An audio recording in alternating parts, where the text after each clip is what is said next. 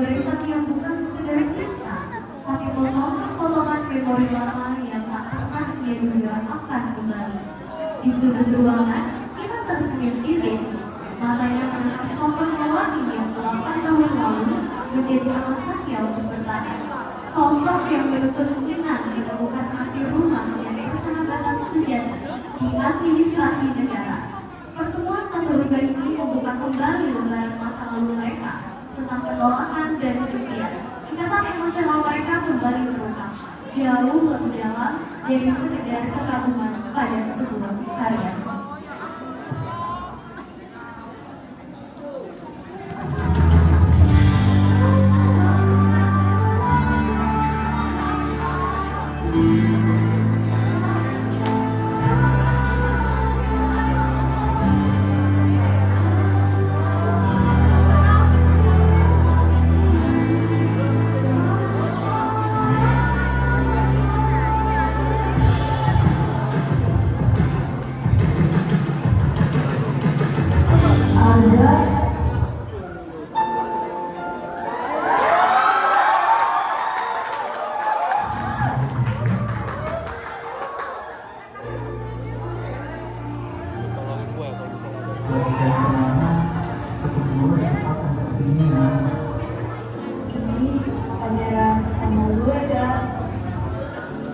Ternyata lo udah bener berubah ya, Nak. Sekarang dari gue dulu. Habis ini lo mau berubah juga gak? Untuk sekarang gak bisa deh Bang. Di lain kesempatan kalau kita ketemu lagi ya. See you, Nak. Sukses ya.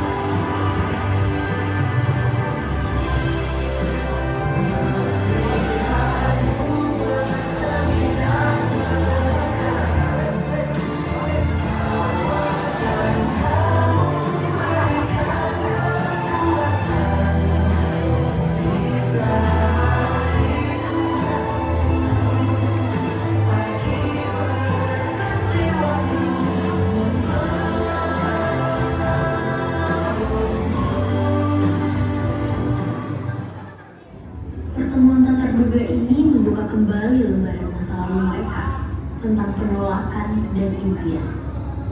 Ikatan emosional mereka kembali terungkap, jauh lebih dalam dari sekedar kekaguman pada sebuah karya seni.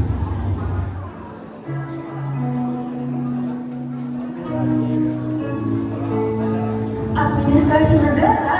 Ini bukan impianku. Aku ingin melukis, menciptakan seni yang hidup. Tapi ayah bilang ini jurusan yang aman Nak, masa depanmu terjamin. Kenapa sih aku harus memenuhi ekspektasi orang tua?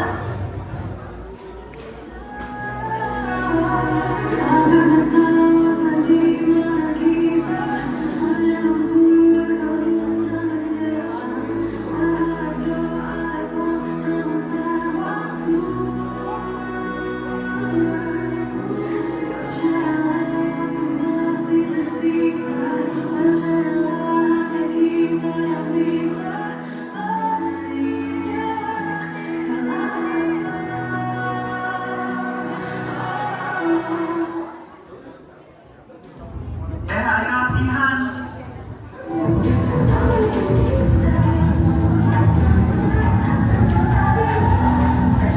Gerakannya nggak gitu ya, yang bener tuh gini.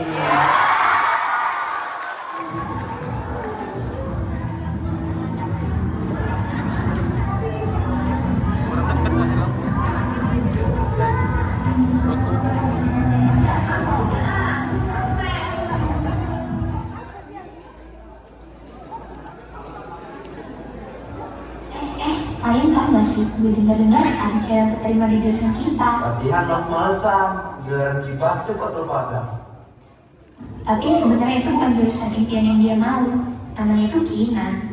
Dia pengen jadi seniman. tapi orang tuanya maksa untuk dia masuk ke jurusan administrasi negara.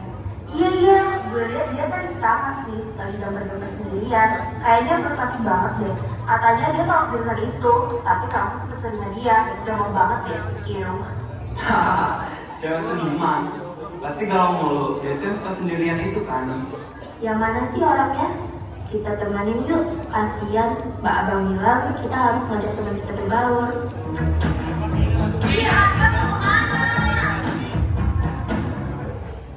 Hari demi hari berlalu, Aga berjalan dengan santai. Namun di ujung sana, deduk langkah kaki terdengar terburu-buru. Sorry, jangan gue bantu. Gak usah, gue bisa sendiri. Maaf ya, gue gak lihat lagi. Justru gue yang gak lihat, harusnya gue yang minta maaf. Tapi ya lain kali jangan berdiri di tengah jalan.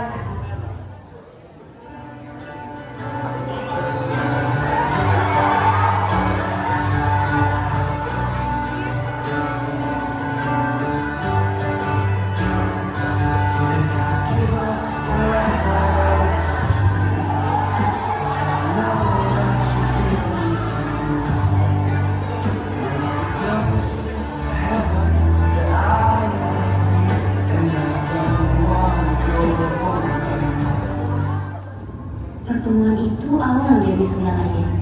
Goresan pensil di tangannya membawa Arga untuk bertemu lagi dengan pemilik kertas itu, Kina.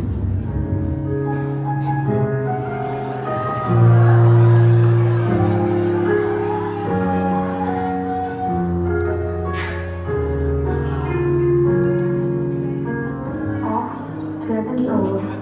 Gue kira ada hilang. Gue gak nolong ya. Emangnya anak-anaknya dengan bola itu kerjanya gampang ya? Kok gue enggak ya? Emang spesialnya sih yang beda buat gue. Iya nggak? Lo kalau di sini cuma buat rese, gue mau pergi deh. Gak mau.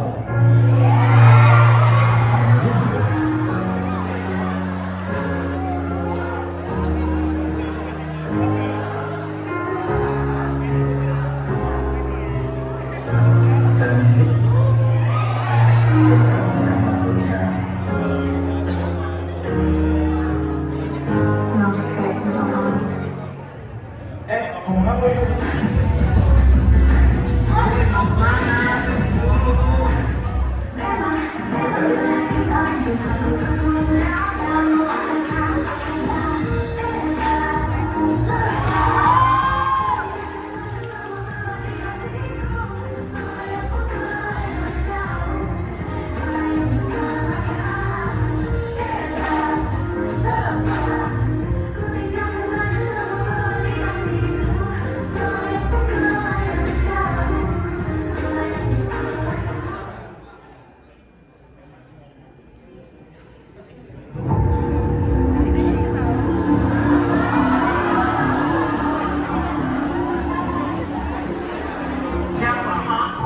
Siapa kamu namanya siapa? Siapa namanya? Gimana? Baru. Pengen punya teman kayak kita? Iya. Pengen masuk situ kita? Iya. Pengen sepopuler kita? Iya. Udah, stop. Bercanda. Ayo, Nen.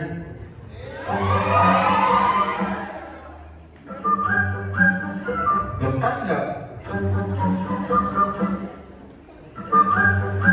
Gue lempar batu nih ya.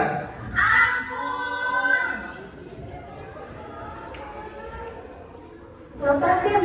Ngapain pegang-pegang? Mau jadi temen gue nggak?